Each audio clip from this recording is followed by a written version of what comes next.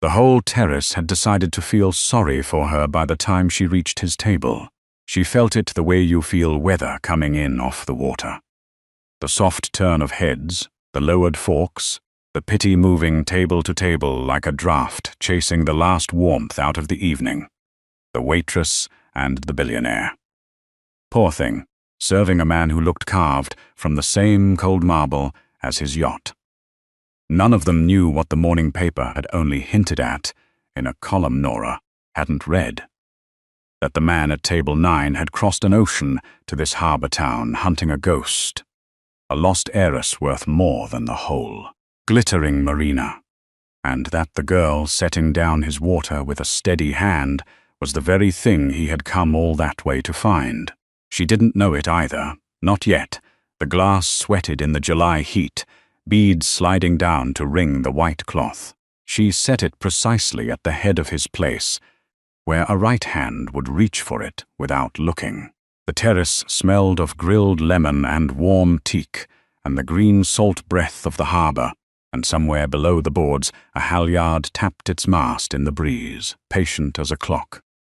"Still water, no ice," she said, because that was what he'd ordered the last 4 evenings. And she had a memory for orders, the way some people had a memory for faces. Bread still warm if you want it before the wind takes the heat out of it. He looked up.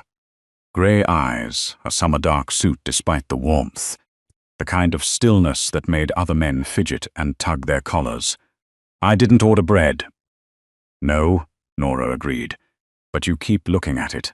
Behind her, 2 women at table 6 exchanged a glance that said, "The poor girl, talking back to a man like that," and Nora let it slide off her like the rest. She'd been the object of other people's pity since she was 6 years old, left at a roadside diner with a locket and no last name worth keeping. Pity she could carry. It weighed nothing. It was hope that was heavy, hope that left bruises, and she'd learned young to set it down at the door before a shift. Her thumb found the locket at her collarbone, a small, worn oval of tarnished gold, warm from her skin, a habit older than she could trace, and pressed it once against the little ridge of scar beneath it before she made herself pull her hand away. The man watched the gesture. Something moved behind his eyes, surfaced, and went still again, the way a fish turns deep under flat water. "The bread," he said. "Fine. Look at that. We're communicating." She set the basket down between his hands. The yeasty warmth of it rose against the salt and diesel smell of the harbor at dusk, gold and homely, and for half a second the cold thing in his face cracked toward something almost human. Then a phone buzzed in his breast pocket, a small insect rattled against his ribs, and he silenced it without looking. And the cold came back like a tide, pulling the warmth off a beach. Nora left him to it. She had 11 other tables, a tray balanced up the length of her forearm, the cooling weight of plates pressing the bone, and a foster mother whose care home bill was due on Friday. The heiress the whole town would soon be whispering about had water glasses to refill and a closing shift to survive. What she carried back to the kitchen, though, without knowing why, was the way he had looked at her hand on the locket, as though he had seen the gesture somewhere before, as though he had been waiting 4 evenings for her to do exactly that, and had finally been given it. Elliot Castellane did not eat the bread. He sat with it warming under his palm, the heat of it leaching up into his hand, and made himself count the reasons the girl was not Eleanor Varick, because hope was an expensive habit, and he had paid for it for 2 years with nothing to show but shut doors, cold trails, and a foundation full of people who wanted him to spending. She was the right age. That meant nothing. 1,000 women were the right age. She had a scar at the collarbone and a locket she touched like a wound. That meant less. Everyone in a harbor town wore something cheap and sentimental against the weather. A saint's medal, a wedding ring gone thin, a thing handed down. But she set a table the way Henry's daughter had set a table. He had watched her do it the first evening and dismissed it. The second evening, he had ordered the same water just to make her come back to him. Fork tines turned a quarter-inch inward. Each blade turned to face the plate, the way an old and superstitious family had always laid a place, on the belief that a table set wrong invited a quarrel to the house. Margaret Varick had laid tables that way in rooms Elliot had only ever seen in photographs, and her mother before her, and her mother's mother. A line of women, reaching back to a sailmaker's fortune, and forward to a granddaughter who had gone off the face of the earth 21 years ago. Coincidence? He turned his signet ring once around his finger, the gold worn thin at the band, smooth as river stone, and made himself believe it was coincidence. The harbour lights came on along the quay, strung between the masts in a long, shivering line, and the warm night pressed in through the open terrace doors, carrying fried fish and sunscreen, and the particular sweetness of a marina in high summer, varnish, sea rack, somebody's late cigarette. 2 years ago he had stood at the foot of a bed in a quiet room that smelled of antiseptic and lilies, and given his word to a man whose hand had gone, light as a folded bird in his. "Find her," Henry had said, his voice worn down to paper. "I left her mother no choice but to run, and I have spent my whole life too proud to say I was wrong. Don't be me, Elliot. Find Eleanor and tell her." A breath he could not spare. Tell her the door was always open. I was just too stubborn ever to stand in it. The letter had come a month later, in Henry's own hand, the ink gone unsteady as a man walking on a moving deck. "You are the only one I trust with this, because you are the only one who knows what it costs to be wanted for your usefulness, and nothing else. Find my granddaughter, make it right where I could not." Elliot had read it so many times the creases had gone soft as cloth, and he carried it folded in the breast pocket over his heart, where most men carried nothing at all. His phone buzzed again, the rattle against his ribs. "Priya," he answered, because she only ever called twice if it mattered. "Tell me you've eaten something that isn't a granola bar," she said. The words coming fast, a woman holding 11 things at once and not dropping one. "Lie if you have to also. The board moved the gala up a week. Your aunt is on a tier.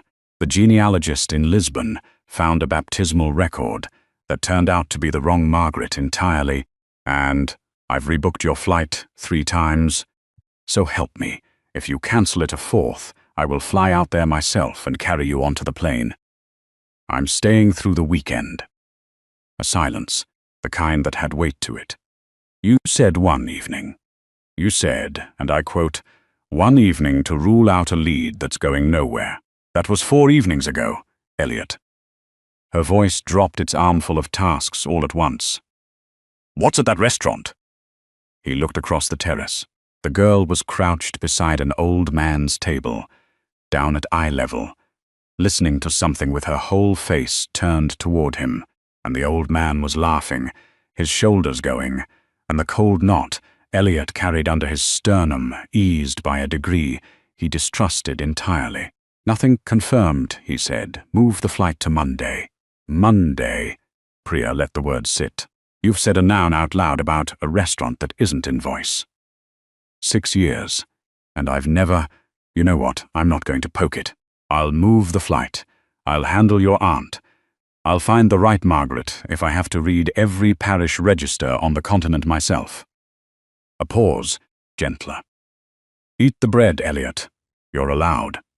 He ended the call before he could answer that, and then, against 2 years of discipline, he ate the bread after all. It was still warm at the center. It tasted of salt and yeast and somebody's care, and it was the first thing in 2 years that had tasted to him like anything at all. Word got around the kitchen by Thursday that the cold man at 9 had asked for her station 3 nights running. "He's not asking for the station," Dot said, slamming the lowboy shut with her hip and reaching past Nora for a fistful of parsley. Dot had worked the Gull's Rest for 19 summers and had opinions on everything that came through the door at the temperature of the walk-in. The kitchen roared around them. The flat top hissing, a ticket printer chattering, the spray hose drumming into a sink, the bright animal smell of seared fish and hot oil thick enough to lean on. He's asking for you. Big difference. One's a table. The other's a problem you take home in your apron. He tips on the bread, Nora said. She loaded 2 plates onto her arm, the snapper still hissing faintly, lemon sharp in the steam off the skin. He's allowed to like the bread. Honey, men like that don't drive 90 minutes from the city to like the bread. Dot squinted through the pass to where Elliot sat alone with a leather folder he hadn't opened. Either he's lonely or he's hunting, and the lonely ones don't bring a folder. The folder means he's after something. She wiped her hands down her front. Just make sure it isn't you, because you've got enough on that plate already. What I've got on my plate, Nora said, is Table 4's snapper, going cold while you read his palm through a wall. Deflection. Learned that from a professional. Dot flicked a tea towel at her. Go, but I'm watching that folder. That landed somewhere under Nora's ribs and stayed there, and she didn't know why. She carried the snapper out into the warm dark. The terrace board still giving up the day's heat through her shoes, and fed people who could afford to be there. It happened at Table 4. A busboy named Teo, 16, 3 weeks into his first job, all wrists and earnest terror, caught the corner of a tray on a chair back and sent a full carafe of red wine across a woman's white linen trousers. The carafe didn't break. It simply emptied, a long dark splash, and the smell of it bloomed up sweet and sharp into the salt air. The woman came up out of her seat as though the building had caught. She was one of the Marina set. Nora had seen her face on a foundation brochure, pinned in the staff room, and she had the particular cruelty of people who are bored and rich at the same hour. Do you have any idea what these cost? Of course you don't. Look at you. Her voice carried the length of the terrace, designed to carry, pitched to draw an audience the way a bell draws a congregation. Where is your manager? I want this child gone tonight. Tonight. Teo had gone the color of skim milk. His hands shook at his sides, his mouth opening on nothing. Nora was across the terrace before she'd decided to move. He'll have the cleaner's bill, covered, and a written apology on your table before your dessert comes, she said calm, planting herself between the boy and the woman like a breakwater taking the swell. What he won't have is public flogging, because we don't do those here. Soda water lifts red if we move on it now, before it sets. May I? You may not. Touch me. The woman's eyes raked her, the cheap apron, the sensible shoes, the chapped knuckles, and arrived at a verdict the way a gavel arrives at a bench. You people, you think a soft voice makes you anything other than the help. The terrace had gone silent. 40 diners pretending to study their plates, forks held still over the food, a single gull complaining somewhere out over the black water. And into that silence a chair scraped back at table 9, the leg dragging once on the boards. The trousers are last season, Elliot said. He didn't raise his voice. He didn't have to. A voice like his arrived, fully assembled at the back of the room, which means they were paid for some time ago, which means the cost you're invoking is sentimental, not financial, which means you are not, in fact, upset about the trousers. He buttoned his jacket without hurry, one button, unhurried as a man closing a ledger. You're upset that a 16-year-old made you feel ordinary in front of an audience. He didn't do that. You did that to yourself, just now, out loud. Sit down. The woman sat down. It was, Nora would think later, the strangest rescue she had ever seen. Not a single warm word anywhere in it. Just a man taking cruelty apart with arithmetic, screw by screw. She got Teo into the kitchen, and the soda water onto the linen and the written apology onto the table. And through all of it, she was aware of Elliot Castellane watching her from across the terrace, with an expression she couldn't, read, The folder still closed beneath the flat of his hand, like something he was keeping from the wind. In the kitchen, she'd crouched in front of the boy, where he sat on an upturned crate, and put a glass of cold water into his shaking hands. "Breathe," she'd told him. "All the way down. There you didn't ruin anything that mattered. Trousers wash. People don't, but trousers do. She wanted them to fire me." His voice cracked clean in half on the last word.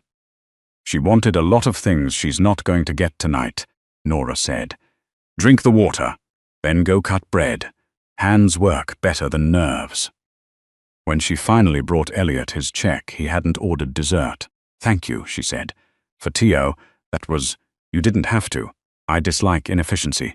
Public cruelty is inefficient." He paused, turning the leather folder a quarter turn on the cloth.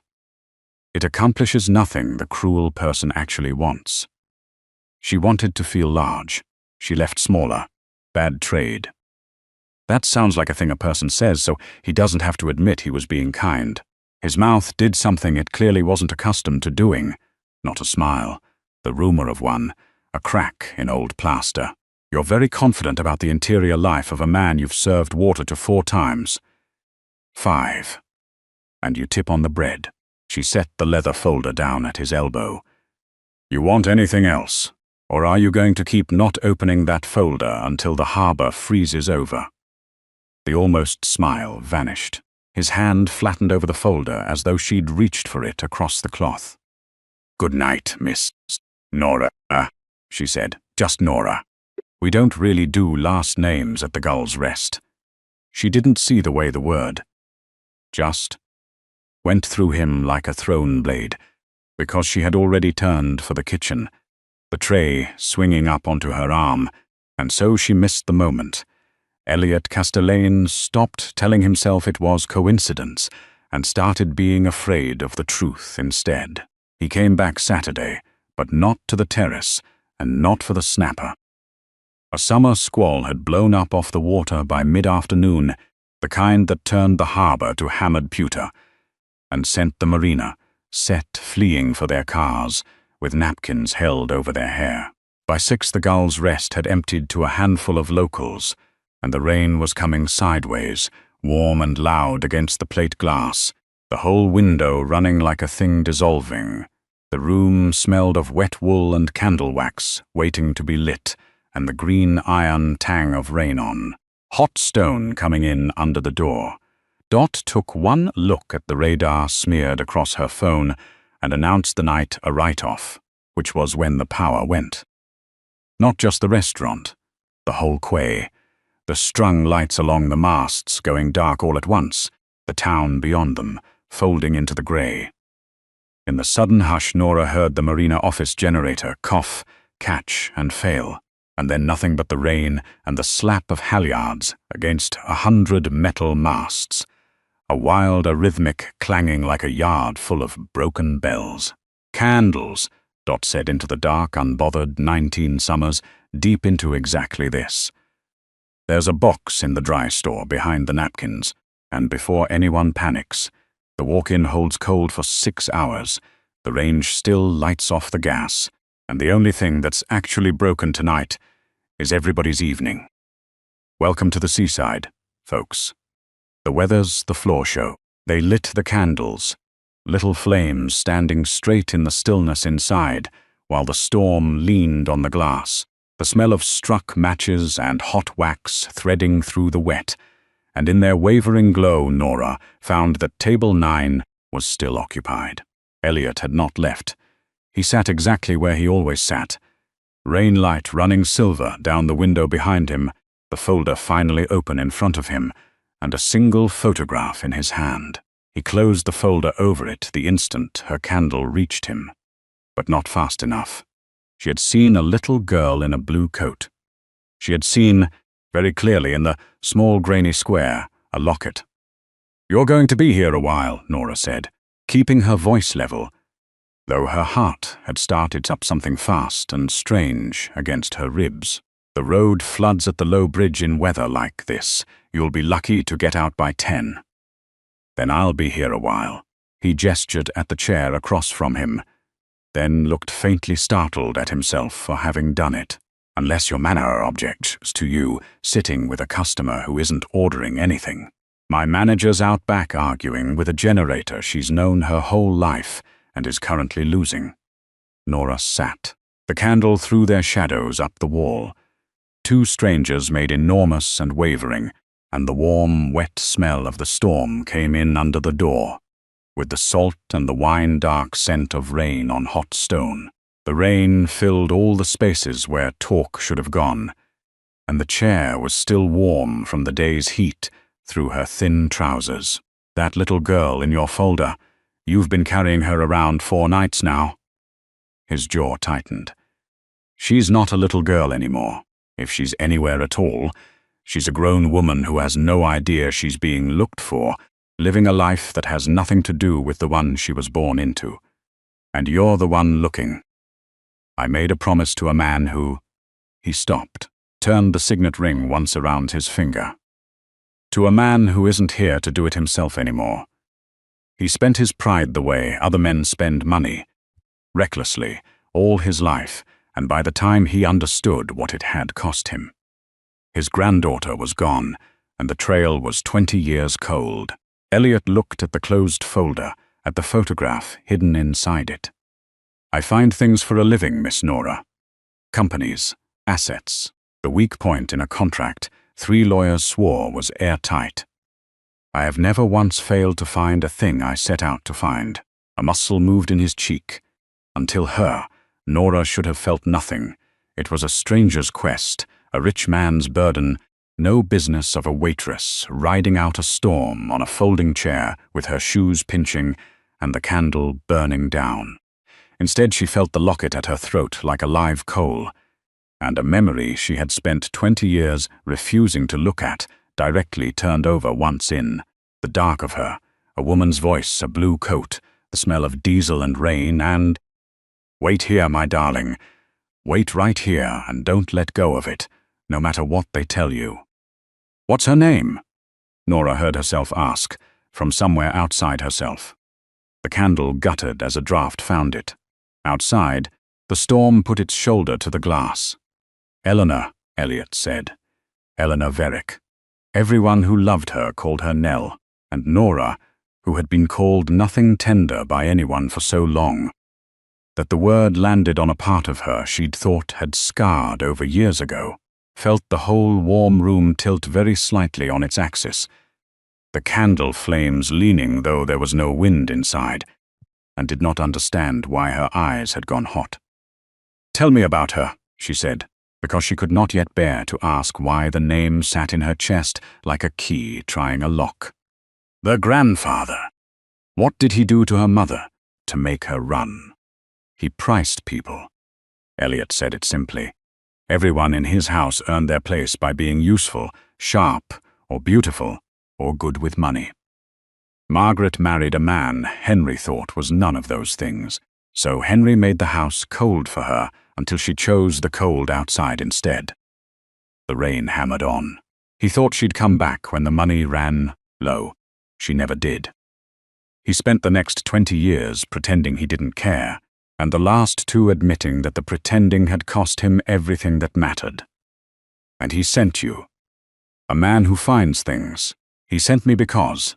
Elliot stopped, and for once did not reach for the smooth version, because he and I are the same animal, wanted for what we can do, never once for what we are. He thought that meant I'd understand the size of the apology he was trying to make. The candle flame steadied. I'm starting to think he just didn't want a stranger to be the one who found her.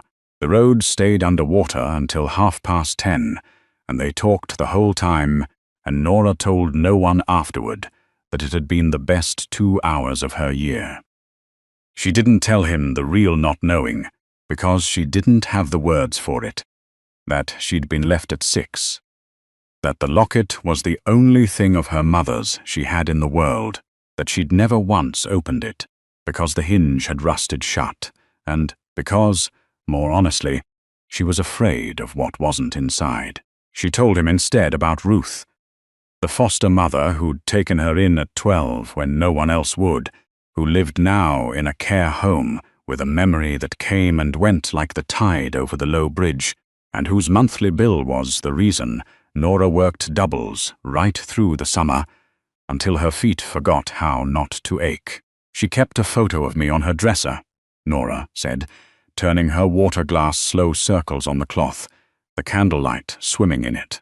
First thing anyone ever did for me. Put me in a frame like I was worth the framing. I'd never been in a frame before. You don't frame a thing you're planning to send back. She caught herself. Sorry. You came in for snapper and got my whole life story by candlelight. I came for the bread, he said deadpan, and it surprised a laugh out of her, loud in the quiet room, and surprised something out of him too. Nora watched it happen across the small table, watched a man who plainly hadn't made a joke in years discover that he still had the machinery for it, and watched him be quietly astonished at himself. There he is, she said. I knew you had one in there somewhere. One, possibly two a decade. Don't squander it. The rain eased toward 11, the halyards quieting to an occasional clank, and when the low bridge finally came clear, he didn't move to leave for another 20 minutes, and neither of them remarked on it. Over the following 10 days, the city man became a fixture on the quay. He took the marina's only proper hotel and worked from a corner table by day, a laptop and a phone, and that closed leather folder. The smell of his strong black coffee, staking out a square of the terrace by 10 each morning, and by night he was at the Gull's Rest. And the terrace stopped pitying Nora and started speculating instead, which she found she liked even less than the pity. She brought him coffee one bright forenoon without being asked, set it down at his elbow on the sun-warmed table, while the Gulls bickered over a fishing boat coming in, and found the folder open and a fan of papers spread under his hand. A family tree inked in branching lines, a photocopied register, a map of the coast, with a single road marked in red. You shouldn't let me see that, she said. I'll learn all your secrets and undercut you. It isn't secret, it's just cold. He didn't close it. That, she would understand much later, was its own kind of confession. 20 years of records, and the trail goes exactly here. His finger landed on the red road, 90 miles up the coast. Then it stops. Not fades, stops, like a door pulled shut. Records do that. People get lost. People get lost slowly. Untiddly, you find traces, a rent receipt, a school they were enrolled in for a month, a name half-spelled on a clinic form. He tapped the map once. This trail was cleaned. Someone with money and reach reached into the record and lifted the girl out of it on purpose. I've been telling myself for 2 years that I just hadn't looked hard enough. He turned the signet ring. Lately, I've started to wonder who else was looking. 20 years ahead of me, and what they wanted found instead of her.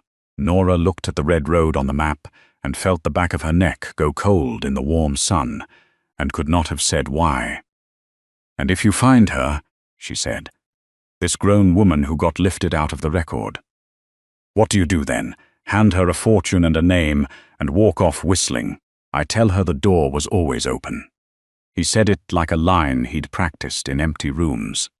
And then I find out, I suppose, whether a door's worth anything to a person who learned to live without one.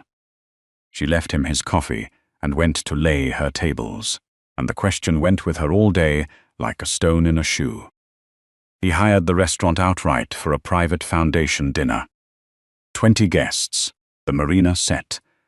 A check that made the owner sit down hard on a milk crate in the dry store, and he asked, through Priya, that Nora run the floor.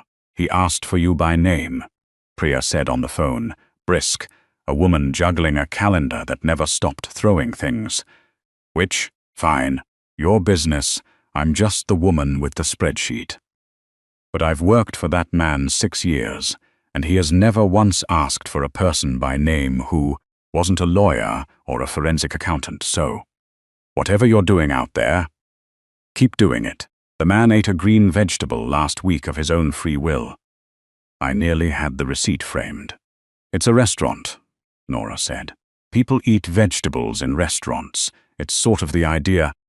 Not this one. This one negotiates with a salad like it's a hostile board. 6 years, I'm telling you. A clatter of keys down the line. Just be careful what you frame, the two of you. Frames are hard to take back down once they're up. That's me being a friend and not a calendar. The calendar wants you to confirm 20 covers for Friday. The night of the dinner, the private room glowed amber behind frosted glass, the long table laid with the foundation's own silver, heavy and cold, and smelling faintly of polish. Nora was carrying a tray of iced melon and prosciutto past the door, the ice whispering against the steel as it shifted, when she heard a voice she recognized from a brochure and stopped where she stood. "Frankly, I think it's grotesque," the voice was saying. "Cut crystal, old money, every consonant filed to a fine point. 2 years and a fortune in genealogists, chasing a girl who is, statistically, by now a beggar or worse, while the foundation drifts rudderless, and the estate sits frozen in trust, earning nothing for anyone. Henry was sentimental at the end. We all watched it happen, watched a sharp man go soft as a windfall pear. The kind thing, the responsible thing, is to have her declared unfindable, release the trust, and let the family that actually showed up do the work." A delicate pause, the chime of a glass set down. "I loved my brother, but I am not obligated to honor every fever dream he had in his final month." Nora set the tray down on the service sideboard, very carefully, the melon shivering on its ice, and did not let her hands shake. Through the gap in the door she could see the woman speaking. Silver-haired, magnificent, a sapphire brooch at her throat, worth more than the Gull's Rest, cleared in a season. Vivienne Castellan, Elliot's aunt, the chair of the foundation that was, she now understood, hunting a ghost named Eleanor Verick, on Elliot's insistence and against the settled will of every other person in that amber room. And she saw Elliot, at the head of the table, set down his glass without a sound. "The trust stays where it is," he said. "I gave Henry my word. You gave a sick man a kindness in a dim room. There's no shame in admitting that's all it ever was." Vivienne's smile could have put frost on the window glass. "Or is it possible, nephew, that you've found something down here in the salt and the fried fish that has nothing whatsoever to do with Henry's granddaughter? A distraction in an apron." Her eyes flicked to the doorway, found Nora frozen there with the empty tray against her hip, and the verdict in them was instant and total, and almost bored. How quaint. The whole table turned. 40 days of being pitied by terraces had taught Nora exactly what that turning felt like against her skin. She picked up the tray, walked in among them, and set the melon down course by course with a steady hand, around the whole long table, each plate placed just so, the fork tines turned a 1/4 inch inward, without her ever once thinking about it. Then she straightened. "The next course is the snapper," she said, to the room, in a voice that did not waver by a hair. "It's local. It was swimming this morning off the breakwater, and it does not care in the slightest what any of us cost." She refilled Vivienne's water glass without being asked, the stream of it the only sound in the room. "Enjoy your evening." She got all the way to the kitchen before her legs decided to stop holding her, and she put her back against the cold steel door of the walk-in and breathed. The refrigeration humming through her shoulder blades, the smell of bleach and cold lettuce around her, and pressed her thumb hard to the locket and tried to understand why the name Eleanor Verick kept ringing through her like a struck glass that wouldn't stop. Dot found her there, of course. Dot found everything there eventually. "You set 20 covers for a woman who looked at you like a draft under the door," Dot said, "and you didn't pour the water in her lap. That's restraint, that is. 19 summers, and I've poured water in 2 laps. I regret neither." She handed Nora a mug of something hot. "Drink. You've gone the color of the tablecloth." Whatever that room is to that man, it's not a room you have to live in. Remember that. You've got a key to this kitchen and a bed that's yours. That's more than most of them in there can say of anything they own. The dinner cost Elliot something he didn't fully tally until much later. He found Nora on the service stair, an hour after the last guest had gone. The back-of-house stair that smelled of bleach and old grease, and the warm rubber of the kitchen floor mats, sitting 2 steps up with her shoes off and her head tipped against the iron rail. "I'm sorry," he said, "for my aunt, for the apron, for all of it. You don't apologize for other people's manners. It's bad economics. You said so yourself." She didn't look up. The stairwell bulb buzzed overhead, throwing a hard flat light down on both of them, and somewhere below a tap dripped into a steel sink, slow and even. Was she right, though?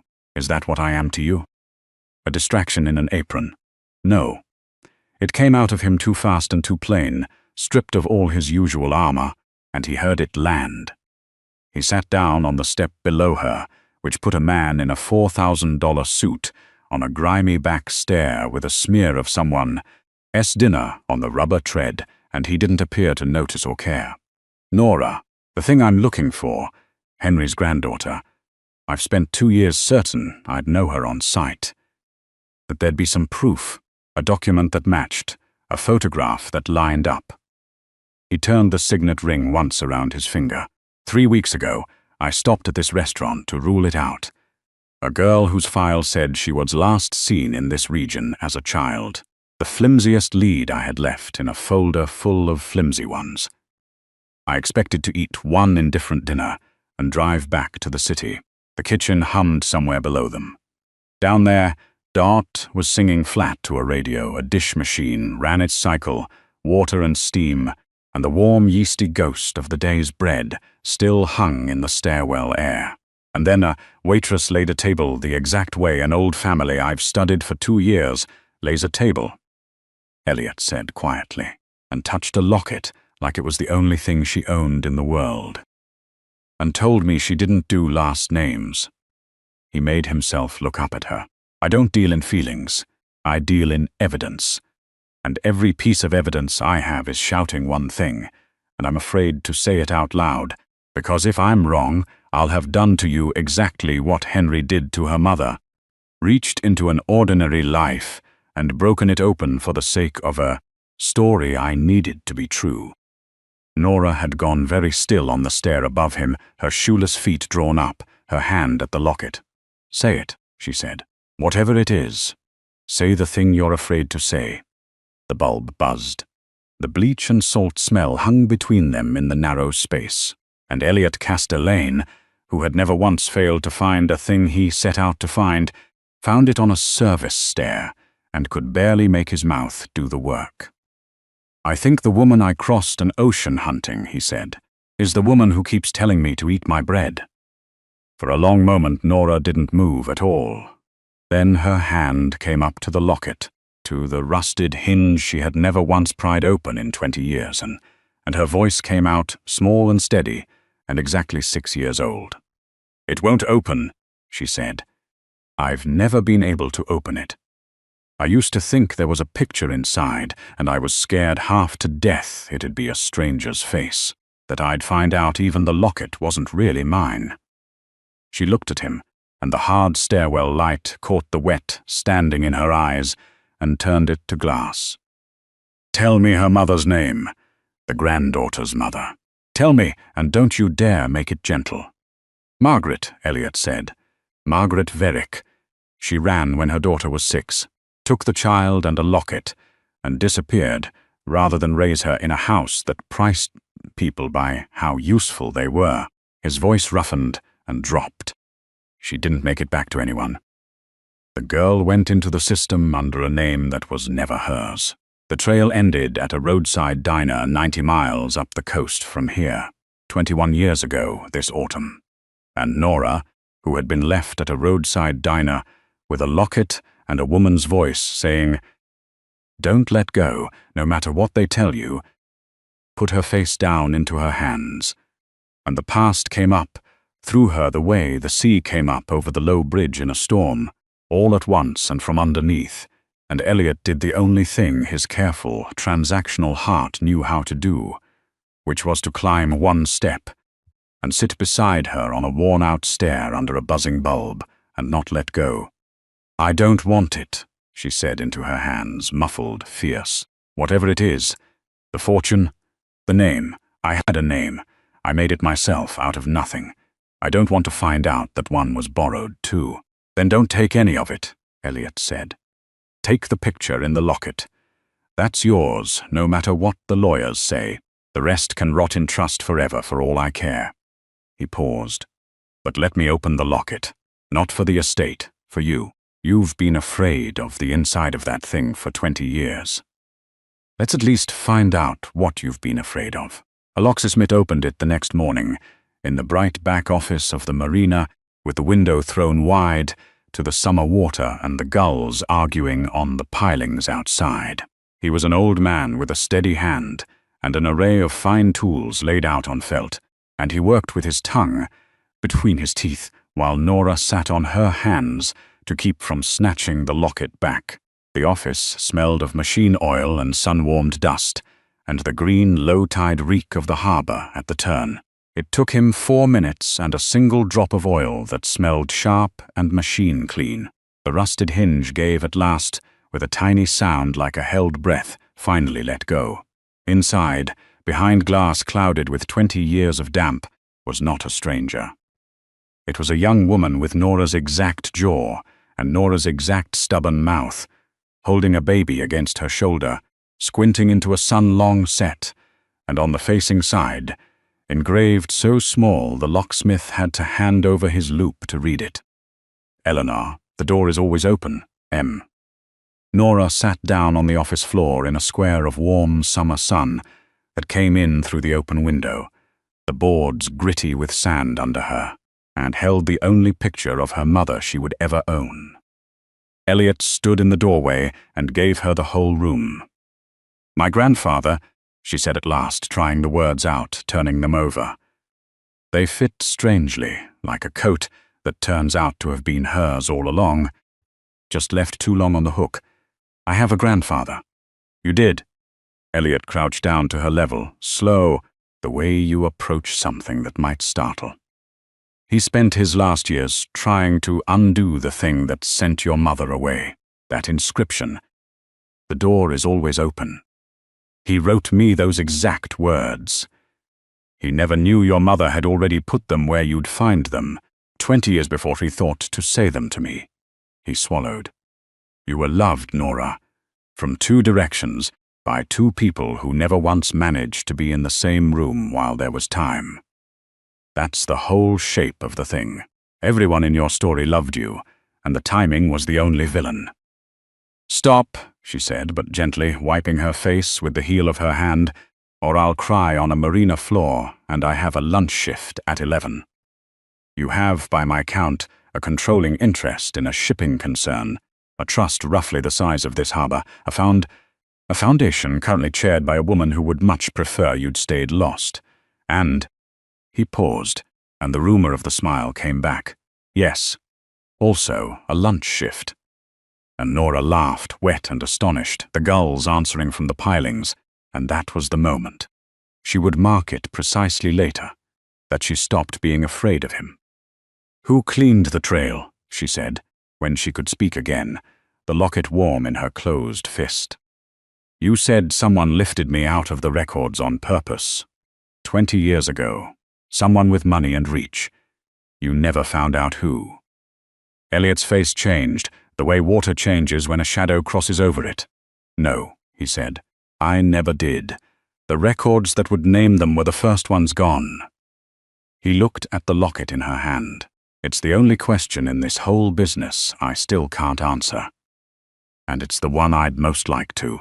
There followed 9 days that neither of them spoke about as what they plainly were, because to name a thing out loud was to make it fragile, and they had both lost enough fragile things. He came down to the Gull's Rest out of uniform, a soft worn shirt, no jacket, sleeves shoved up his forearms, and Dot took one look across the pass and announced to the whole kitchen that the iceberg had finally melted and somebody ought to alert the Coast Guard. He learned the names of the staff, all of them, and used them. He stood at the pass one slammed Friday and read tickets aloud for Dot until the rush broke, and Dot aloud afterward to the dish pit at large that for a man who couldn't cook an egg, he called a ticket like he'd been born holding one. He carried a bus tub once, stacked too high, and wore most of a diner's leftover chowder down his expensive shirt, the cream of it sliding cold and sudden inside his collar, and Teo laughed so hard he had to sit on an overturned crate and hold his own ribs. "Don't," Elliot said, looking down at the ruin of the shirt with grave attention. "Don't help me. I want to learn this the hard way. The hard way is the only way anything stays learned. You're meant to keep the heavy end low," Teo managed, wiping his eyes. "Sir, you keep the heavy end low." "Keep the heavy end low," Elliot repeated, as though committing a clause to memory. "Noted. Thank you, Teo. You're a better teacher than 3 men I pay an obscene amount of money to advise me." It became, by silent agreement, the thing the kitchen razzed him with. Keep the heavy end low. And he took it every time with the same grave nod. And Nora watched a man who had been wanted his whole life, only for what he could do learn, plate by plate and joke by joke, what it felt like to be wanted while being useless, and watched it undo something in him that 2 years of finding things had only ever wound tighter. He drove Nora the 90 minutes inland to the care home where Ruth lived, the windows down, the smell of cut hayfields pouring through the car, hot tar and clover and dust, and the radio playing low under the wind. The home sat back from the road behind Linden's, and inside it smelled of floor polish and boiled tea, and the sweet, chalky ghost of a medicine cart somewhere down the hall. Ruth was in the day room by the window, in a chair that caught the afternoon light, her thin hair lifting in the breeze from the propped open door. She knew Nora that day. It was a good day. "There's my girl," Ruth said, and held Nora's face in both papery hands, the skin of them soft and dry as a worn dollar. "There's my framed girl. You've brought a young man. Is he yours?" "He's learning to bus a table," Nora said. "It's going terribly. He keeps the heavy end low," Teo would have said, but Teo was 90 miles away, and so Elliot said it himself, gravely holding out his hand. "I keep the heavy end low, Mrs. Ruth. Most of the time, I'm Elliot." Ruth took his hand and turned it over and looked at the palm frankly, the way she looked at everything. "Soft hands," she pronounced, "but the eyes have done some carrying." She let go, satisfied. "You'll do. Sit down, the both of you. Have you eaten? You always feel a great deal better once you've eaten something. I'll have them bring the biscuits. They keep the good ones back for visitors, the wretches, as if I can't smell which tin they've come out of." They stayed the whole afternoon. Ruth told a long story about a garden she'd had once, and lost the thread of it twice, and found it again both times because Nora held the end of it for her quietly, the way you hold a kite string for a child. And Elliot Castellan, who found things for a living, found that he had to study the window, for a while, the long light on the lawn, the sprinkler ticking, the small bright sound of a woman being kept by a girl who'd had no obligation in the world to keep her. "She found me," Nora said very low, when Ruth had drifted towards sleep in the warm light. "Nobody paid her to. There was no fortune at the end of it. She just decided I was worth keeping, and never once revisited the decision." She looked at Elliot.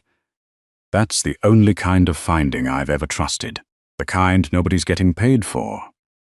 He didn't answer. He turned the signet ring once around his finger and looked at the sleeping old woman and said nothing at all, because there was nothing to say that wasn't a promise. And he had learned, lately, to be careful with promises. They invented a private language without trying. The bread became the whole of it. "Eat your bread" came to mean, "Stop bracing, I see you." and she said it to him when he went cold and formal and reached for the careful answer, and he said it back to her when she shrank from the sheer size of what she'd inherited. And it worked in both directions, the way the best inside jokes always do, a key that turned either way in the lock. One morning, early, before either of their shifts, they sat on the empty terrace, with the harbour flat and gold, and a single fishing boat going out past the breakwater, its engine knocking softly across the water, and the smell of coffee and warm dock wood between them, salt and creosote, and the first cut grass of someone's lawn up the hill. When this is settled, the trust, the foundation, "My aunt, I'd like to be wherever you are," Elliot said, without any armor on at all, not as the man who found you, as the man who eats his bread. He turned his coffee cup, a slow quarter-turn on the table. "I've never said anything like that to a person in my life. I have genuinely no idea if I did it right." "You did it terribly," Nora said, and leaned her shoulder warm into his, and watched the fishing boat clear the breakwater and lift on the first real swell. "Just terribly. Keep practicing. We'll get you up to 2 whole sentences a decade." "Don't squander it," he said, and she felt him smile against her hair, and for the length of one summer morning, the whole impossible thing felt not merely possible, but already quietly true. A future sitting right there, at the table with them, pulling up a chair, ordering coffee, reaching for the bread. "After," she said, watching the boat go small, "when it's settled, I want to put my mother's name on something. Not a headstone. A door, maybe. Some kind of door for kids who got left on counters." She felt his stillness change quality beside her, go from rest to attention. "Is that stupid? I don't know how any of it works." "It isn't stupid," he said. "It's the least stupid thing anyone has proposed doing with that money in 20 years. I'll show you how it works. It's the one thing I'm actually good at, that's worth being good at." She should have known better than to let herself feel it land. The papers got hold of it on a Thursday, not the warm version, the cold one. By the time Nora finished the morning shift, her apron still smelling of coffee and griddle smoke. Her phone had stacked up 40 missed calls, and the headline had jumped to 3 sites. "Billionaire's lost Heiress found pouring his water. Castellane hire locates Veric fortune in harbour town waitress." And below it, in the second paragraph, the part that opened the floor straight beneath her feet. "Sources close to the foundation note the heir stands to consolidate control of the combined Castellane-Veric holdings, should the long-lost granddaughter remain, as one insider put it, grateful and guided." The insider was named in paragraph 9, Vivienne Castellane. Nora read it twice in the bleach-smelling staff room, the fluorescent tube ticking overhead, the cold steel of the lockers at her back, and felt the old cold come up through the floor of her. The cold that had been waiting underneath everything since she was 6 years old, at a roadside counter watching a door not open. Grateful and guided. She thought of the locksmith bill Elliot had quietly paid before she could reach for her own purse. The care home arrears that had simply evaporated from Ruth's account last week. No explanation. Handled. The way he'd known her grandfather's exact words before she'd ever pried the locket open. The way he found things for a living. Companies, assets, the weak point in a contract. 3 lawyers swore was airtight. The weak point in a contract. She had been the weakest point in the largest contract of his life. A lost heiress was a legal problem worth a harbour.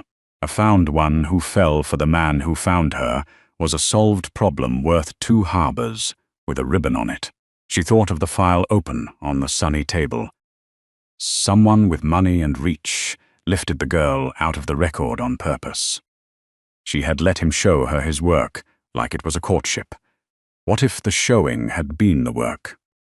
What if every open folder, every learned name, every cold inch of chowder down a deliberately ruined shirt had been a thing arranged by a man who arranged things for a living, set precisely where it needed to be, the way he set everything. She put the paper face down on the bench, and her hands were perfectly steady, which frightened her more than shaking would have. He came that evening, of course he did, and she met him out on the terrace, where the whole thing had started. The strung lights not yet lit, the boards still ticking with the day's stored heat through her shoes, and she had her apron on like armor. The strings double-knotted. It's not what they wrote, he said. He'd read it. She could see he'd read it, see it sitting behind his eyes.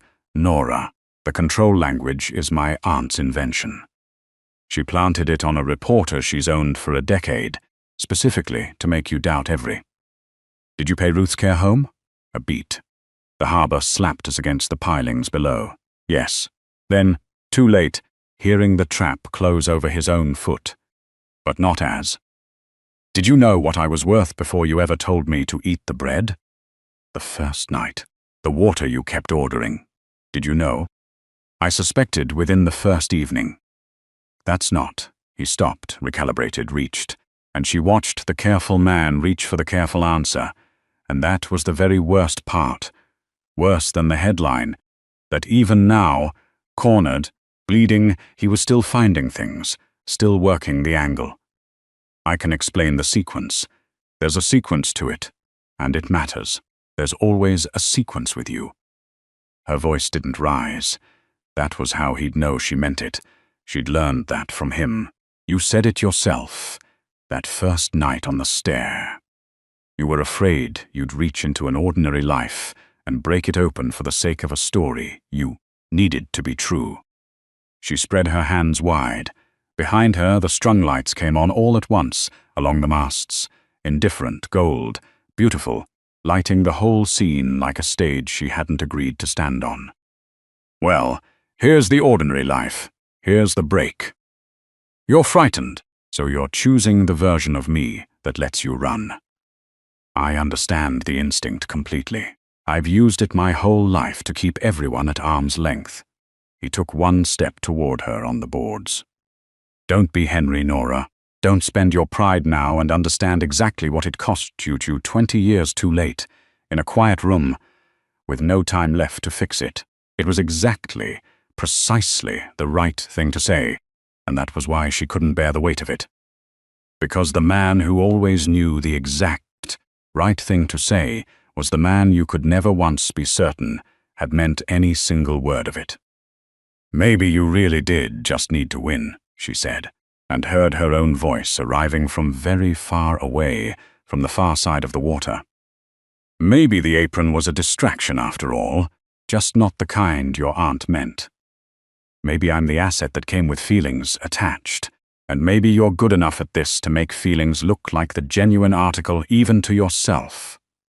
She reached back and untied the apron, folded it in half and in half again, set it on table 9, where his water still sat sweating a ring into the cloth. I was findable my whole life. Ruth found me. Dot found me. Tio found me 3 weeks into a job. The only person who never managed to find me was the one who got paid to do it for a living. She made herself say the last of it, every word. I think you found the heiress. I don't think you ever once, for 1 minute, needed the waitress, and I can't tell the difference between the two anymore, standing here. So I'm going to go somewhere nobody's hunting me. She walked off the terrace and into the warm summer dark, past the tables that had pitied her, and the tables that had envied her, and she did not look back to see him, standing alone among the strung lights, with her folded apron in his hands, holding it like the one piece of evidence he had failed, in 2 years of never failing to read. She went to Ruth. It was the one place in the world that had never wanted a single thing from her. She drove the 90 minutes in the dark, with the windows down, because she could not stand the closed-in quiet, the hayfields gone cool and damp-smelling now, the moths coming up silver in the headlights. She sat in the day room, with the windows thrown open to the cicadas, and the smell of cut grass and floor polish, and the faint sweetness of the medicine cart down the hall, and she held the hand of a woman who, that particular evening, didn't quite know her. "Now then," Ruth said, polite to a stranger, her eyes mild and far. "Have you come about the garden?" "No," Nora said. "I've come to sit, if that's all right. It's always all right to sit. Sitting costs nothing." Ruth patted her hand, the skin of her palm soft and dry as a worn dollar. Her gaze was out the window, somewhere decades back. "I had a girl, you know. Once. Somebody left her like a parcel on a counter, and the whole world rather expected me to send her on down the line. People do that. They decide what a child is worth from the outside, from across a room, and they're nearly always wrong about it." She frowned gently at the lawn. "I framed her to remind myself she wasn't a parcel. You frame the thing you've decided to keep. You don't frame what you mean to pass along." Nora sat very still, the cicadas sawing in the heat, a radio playing something old and brass somewhere down the corridor. "I don't know if she ever truly believed she was kept, mind you," Ruth went on, to the window, to no one in particular, to the garden she could still see. "That's the trouble with a child who's been set down once already. You can pick her up every single day of her life, and she'll still flinch at the next set of hands that reaches for her. Even the kind ones." A long pause, the radio turning over. "Especially the kind ones. The kind ones frighten her most, because she has the most to lose if they turn out not to mean it." Ruth's thumb moved over Nora's knuckles, slow. "I do hope she lets somebody be kind to her in the end. It would be such a shame to be left twice over. Once by the wide world, and then once more by your own stubborn self." The cicadas soared away in the heat. Down the hall the old song wound on. Nora put her face down against the old woman's knuckles, and Ruth, not knowing her completely, the way the tide knows the shore it can't name, stroked her hair the way you gentle a frightened animal that has finally stopped running, and said, there now, have you eaten anything? You always feel a great deal better once you've eaten something." And Nora laughed, and wept at the same time into the soft, dry hand, because of all the things to come up from the deep water. "Have you eaten?" And "Eat your bread" turned out to be the very same instruction in the end, the same whole sentence, said in two voices across 20 years. Stop bracing for the next blow long enough to let yourself be loved.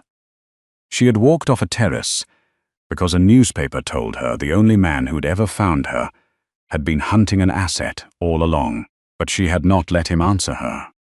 She, who had spent her whole life being judged from the outside by people who were nearly always wrong, had turned around and done to Elliot the exact thing the marina set had done to her on the first night. Decided what he was worth from across a room, and turned on her heel before he could prove her wrong. There was a sequence, he'd said, and she had refused, standing in the gold light, to hear a single word of it. She sat with that a long time in the dark of the day room, the cicadas winding down, Ruth's breathing gone slow and even beside her, grateful and guided. But the man who said, "I want to learn this the hard way is the only way anything stays learned," did not look, from the inside of it, like a man arranging a guided thing. He'd worn the chowder. He'd kept the heavy end low.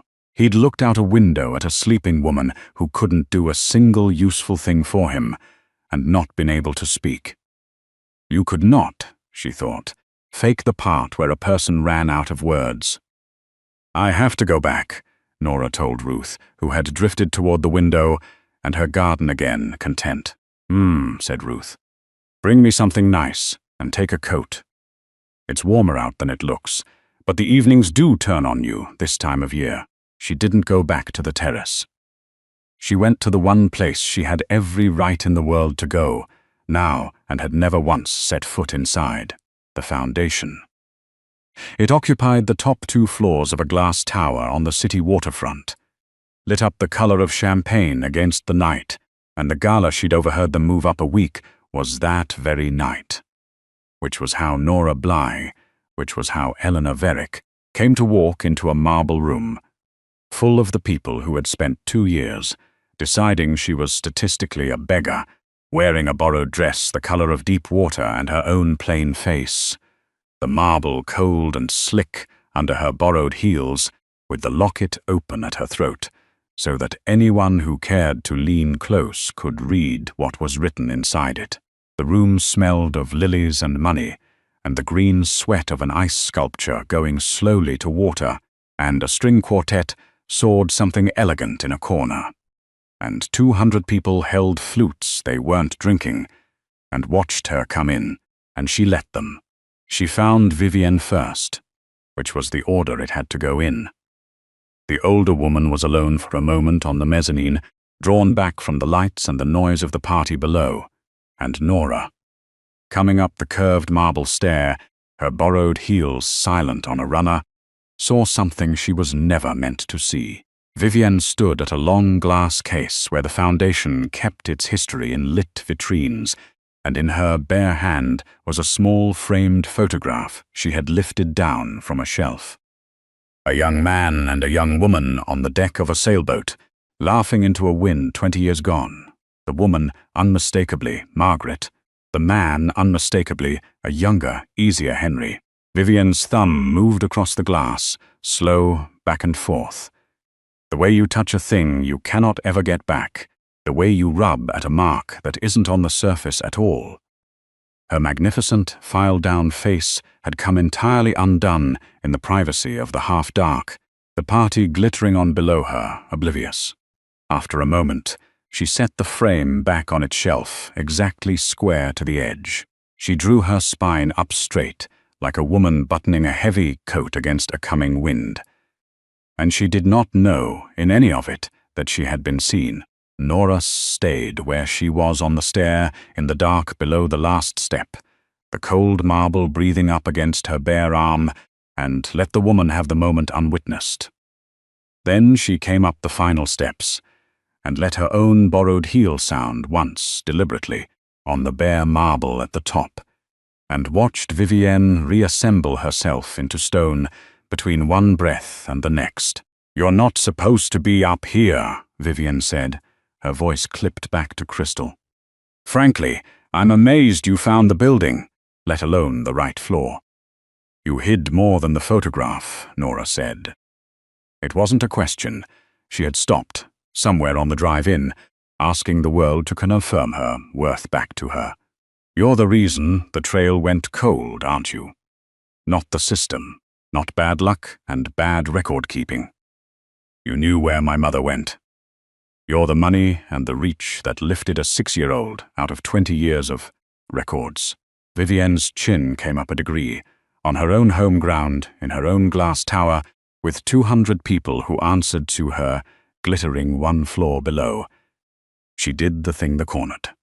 Have always done since the first cornered thing, she fought. "I knew she was off somewhere ruining herself out of pure spite," Vivienne said, every consonant honed to an edge. "I knew Henry would bankrupt this family, chasing a granddaughter who'd be a stranger to him, if she ever surfaced, if she even still drew breath. I made a decision to protect what could still be protected. You want a villain in your little story, child. I'm an indifferent one. I didn't hunt your mother down. I simply declined to go looking, and I declined to let anyone else look either, and I paid a man once, a long time ago, to make certain a particular roadside record was never tidied into a place where Henry's people could find it. Her smile was a terrible finished thing, and I told myself that was mercy. And here you stand anyway, in a borrowed dress, pouring water for a living, proving every word I ever said about it. It was the cruelest thing anyone had said to her in a life full of cruel sayings, and Nora found standing there in the champagne light with the locket open and cool against her breastbone, that she knew now for certain that none of it had ever once truly been about her at all. My grandmother set her tables so that quarrels would never come into the house, Nora said, quiet, dignified, laying one single true thing down on the marble between them like a coin on a counter. You set a whole life crooked so that the quarrel would stay yours forever, so you'd never have to give it up. I'm not here to take the foundation away from you, Vivienne. I don't want it. I'm here so that you have to look, just once, with your own eyes, at the thing you spent 20 years declining to look at. That's all. You have to know that I'm real now, that I have a face. You don't get to keep me a statistic. And Vivienne, who never once asked a sincere question, who had filed every consonant she owned to a point precisely, so that she would never in her life have to ask one, opened her mouth and closed it again on nothing, and turned and walked away down the mezzanine into the dark to think, which was not capitulation, but it was not stone either. It was a woman walking somewhere quiet to sit with a thing she could no longer find comfortable. She found Elliot at the very edge of the gala, apart from all of it, the way he was always somehow apart from everything, a man standing just outside the warm circle of his own life. He saw her across the bright crowded room, saw the borrowed dress, saw the locket open at her throat, and went absolutely, completely still, a glass halfway to nowhere. "You came back," he said. "I came to hear the sequence," Nora said. "The one I wouldn't let you say out loud. I'm sorry. I did to you the exact thing they did to me. I decided what you were from across a room, and I ran for the door before you could turn out to be anything else."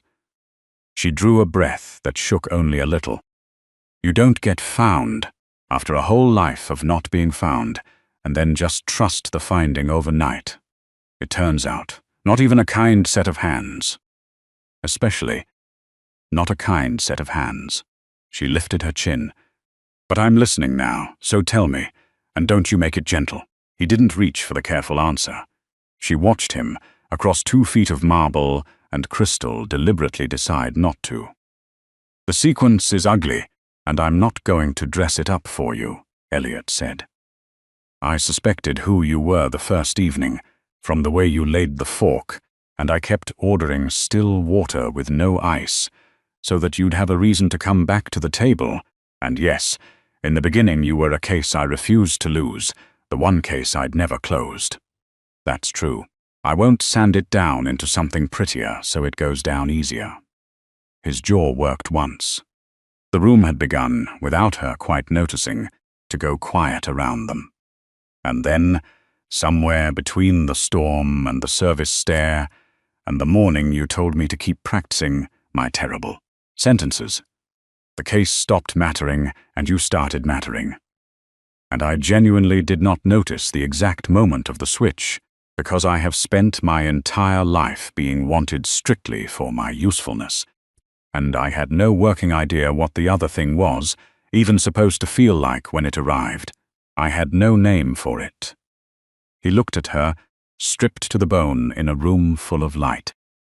"My aunt is right that finding you consolidates a fortune. I can't make that fact untrue, however I say it. So I'm not going to argue it. I'm going to make it irrelevant." He turned, and Nora realized only then that the room around them had gone fully silent, and that he'd arranged for it too. That he'd walked her, without her once noticing his hand on it, to the very center of the gala floor, beneath the great hanging lights. The way he found things, the way he set them precisely where they needed to be. "I'm resigning the trust," Elliot said, to the room, to Vivienne at the mezzanine rail above, to the press, clustered by the bar with their glasses forgotten. "Effective tonight. Eleanor Varick controls the entire Varick estate outright. No guidance, no oversight, no consolidation, no Castellane hand on any part of it of any kind. I will have no financial connection to her holdings whatsoever, now or ever." A murmur went through the crowd like wind finding its way through rigging. "Which means that whatever I turn out to be to her after tonight, no person standing in this room can ever call it strategy. I've just this moment given away the only thing that would have made it look like one." He turned back to Nora, and his voice came down off the room and dropped to something only she was meant to keep. I found the heiress. It was the easiest thing I have ever done in my life.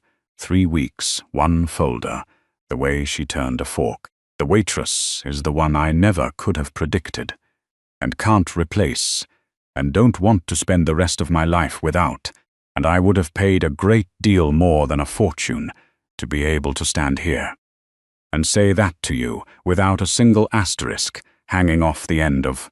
His voice didn't waver. Eat your bread, Nora. I see you. I only ever needed the one who told me to. The whole glittering room waited. 200 held breaths, the quartet stalled mid-phrase in its corner.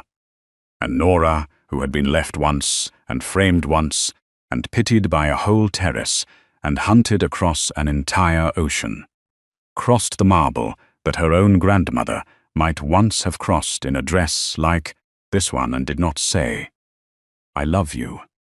Because some sentences are too small and too worn for the size of the work, and instead reached up and pressed her thumb to the open locket at her throat, and then to the worn band of the signet ring on his hand, joining the two things together.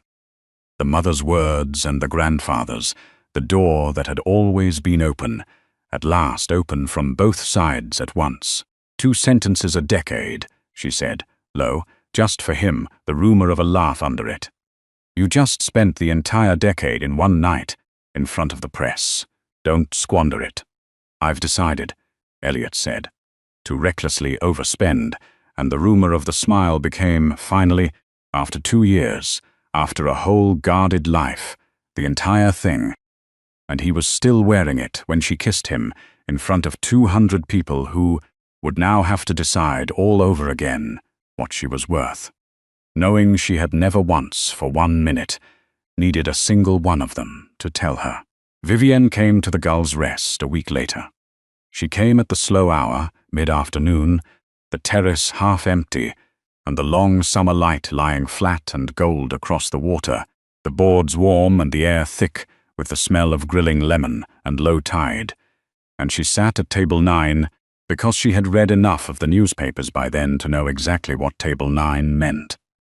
Dot brought her a glass of water without being asked, set it down with great ceremony, and informed the kitchen, on her way back through, the pass that the temperature out on the terrace had dropped to nuclear, clean 10 degrees, and somebody had better fetch a cardigan before the snapper froze on the plate. Nora came out in her apron. She'd kept the job. The estate could run itself through people she'd chosen and trusted. The snapper, on the other hand, could not serve itself, and there was a 16-year-old busboy who still needed somebody to tell him to breathe before the dinner rush. Vivienne placed 2 things on the white cloth, a document, cream and heavy and folded once, and beside it an older thing, a letter, the paper gone soft as flannel with handling, the ink faded and unsteady in a hand Nora was only just learning to recognize. "The first is my resignation from the foundation," Vivienne said. Her consonants had lost a little of their fine edge, as though she'd finally set down the file she'd been honing them with for 40 years. "Effect at the next board meeting. You'll want your own people in those chairs." She touched the older paper with 1 finger lightly, as if it might still burn. "The second is the letter your mother sent me 20 years ago, asking me to tell Henry that she was sorry, and that the door, if he ever found it in himself to open it from his side, would be standing open from hers too." Her hand pressed flat on the soft old paper, once the exact way Nora had watched it press the photograph on the mezzanine in the dark. "I never delivered it. I told myself it would only prolong his grief to give it to him. That was a lie I happened to find comfortable. I've grown too old lately to keep finding it comfortable." Nora picked up the letter. The paper smelled faintly of cedar and dust and someone else's drawer. She read 1 line. "Tell him Nell sets the table the way Mother taught me, so the house she grows up in will never once be the kind of house ours was," and had to stop and fold it back along its soft, worn creases and keep it closed in her hand. "Frankly," Vivienne said, and then stopped herself, and started again without the word, which plainly cost her something visible, a small muscle by her eye. I was wrong about what you were worth. I decided it from the outside, from across a room, the way I've decided everything my whole life. I'm aware that puts me on exactly the same footing as that woman with the wine and the white trousers, and I have had to sit with that knowledge for a week, and it has not improved with sitting. She rose, gathering herself, magnificent still but human under it. Now, a woman who had touched a photograph in the dark when she believed no living soul would ever know she'd done it. I won't ask you to forgive any of it. I'll only say that the door's open, from my side, if you should ever want to know the little that's left of your family. I find, to my considerable surprise, that I'd like you to. Sit back down, Nora said. The snapper was swimming this morning off the breakwater, and it doesn't care in the slightest what any of us cost. She pulled the chair out a few inches. Stay for dinner, we'll start there. It's where everything around here starts. It was not forgiveness. It was an invitation to earn it, which was the better thing, and which Vivienne, lowering herself slowly back into the chair at table 9, appeared to understand. By late summer, the terrace had stopped knowing quite what to feel about her, which suited Nora down to the ground. She still worked the floor 3 nights a week, because Ruth had taught her, a long time ago, that you frame the thing you mean to keep, and she had decided, fully and on purpose, to keep the place that had found her when no one in the world was being paid to. The other nights she spent learning the shape of a fortune she'd never asked for, and turning it, slowly, plate by plate, into something her grandfather might have recognized across the years. A fund in her mother's name for children, left behind, like parcels on counters, the first scholarship of it already gone to a 16-year-old busboy named Tio, who cried, and then laughed, and then, on principle and with great dignity, dropped a tray. "Keep the heavy end low," Elliot told him gravely from across the kitchen, and Tio threw a balled-up napkin at the man who now signed his scholarship, and the whole pass roared, and Dot allowed that the place had gone entirely to ruin, and she had never been happier in 19 summers to see it go. Ruth came down to the harbor in a wheelchair on the good days, the salt wind in her thin hair, and on one of those days she looked clear across the terrace table at Elliot, lucid for a whole hour the way the tide sometimes comes all the way in over the flats and stays a while, and said, "You're the one who eats her bread." "I am," Elliot said. "Good, she'll keep telling you to. It means she's decided to keep you, and once she's decided, that's the end of the argument." Ruth patted Nora's hand on the cloth. "You frame the thing you keep, my girl. Don't I know it? Don't I just?" They were married the following summer out on the terrace of the Gull's Rest, at table 9, with the harbor lights strung between the masts overhead, and the warm night coming in off the water, carrying salt and fried fish and varnish, and the particular sweetness of a marina in July.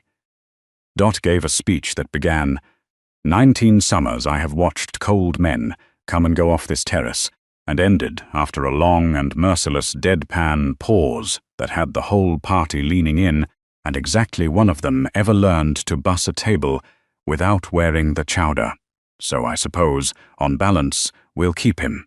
Priya wept openly into a linen napkin, and then immediately, without quite stopping, rebooked everyone's travel home. Vivienne sat in the second row, in the place where a great-aunt sits, and when the moment came to ask whether anyone present knew a reason the two should not be joined, she said, dry as a struck wineglass, "Frankly, the only objection I ever held has been thoroughly overruled by the bride, who, I am obliged to admit, sets a finer table than I ever did," which was, from Vivienne, very nearly a benediction, and was received as one. There was no folder anymore. Elliot had burned it on the marina dock, the night of the gala. The little girl in the blue coat finally allowed to stop being a thing that was hunted. Across an ocean, the smoke going up thin and grey into the dark over the water, smelling of char and old paper and the end of a long search. He kept only the photograph from inside the locket, framed now, and standing on a dresser beside Ruth's old framed picture of her parcel girl. 2 photographs of the same woman, 20 years apart, in 2 frames, set there by 2 people who had each, in their own separate way and in their own separate time, looked at her and decided she was worth the keeping. That evening, when the last guests had gone, and the strung lights stayed lit over the empty boards, and the harbour went flat and gold the way it had. On the first morning she'd let herself believe in a future, Nora sat down at table 9 with her shoes off, and her husband warm beside her, the cooling boards under her bare feet, the smell of doused candles and night water all around, and a basket of bread between them, still faintly warm, going slowly cold in the soft breeze. "Eat your bread," she told him. "I see you," he answered, which was what it had always meant, underneath, from the very first night. And he reached for the basket, and the door stood open from both sides at last, and nobody on the whole bright terrace pitied the waitress anymore. Least of all the waitress herself, who had turned out, against everyone's certain and confident judgment, to be exactly who she had always quietly been. And who finally, in the warm summer dark, with the bread between them and the lights strung overhead, let herself know it.